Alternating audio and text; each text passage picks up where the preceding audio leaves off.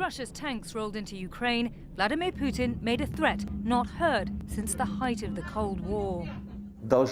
Russia's response will be immediate and will lead you to such consequences never experienced in your history. Then, days later, he raised the alert level of the world's largest nuclear arsenal. Everyone knows that a third world war can only be nuclear. Only 9 countries have nuclear weapons. The theory is that they are a preventative mechanism, hopefully never to be needed in battle. According to the Arms Control Association, Russia has the largest number of warheads at just over 6,000. While the US isn't far behind, no other country, not even Israel or North Korea, has anywhere near this type of capability. Now, most of Russia's warheads are not currently on missile bases. Just over 1,400 of them are deployable at the moment. These find themselves on weapons like intercontinental ballistic missiles, submarine-launched missiles, and also on bombers. But would Russia's president really use them?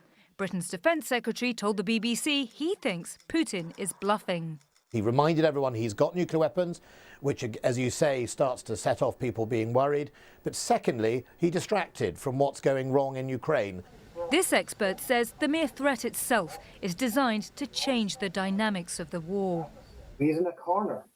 Somebody in a corner in that situation does become more dangerous, is more prepared to take risks. Still, it's most unlikely. I don't want to alarm people unnecessarily. The probability of this happening is low, but it's not zero. The last time nuclear weapons were unleashed by the US in Hiroshima and Nagasaki in 1945, more than 100,000 died.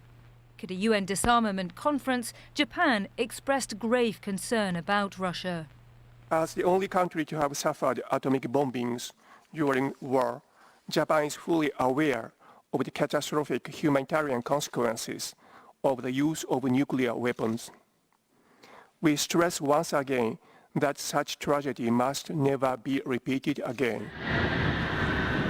While Russia says its nuclear intentions are purely defensive, that brings to mind its previous assurances that it had no intentions to invade Ukraine.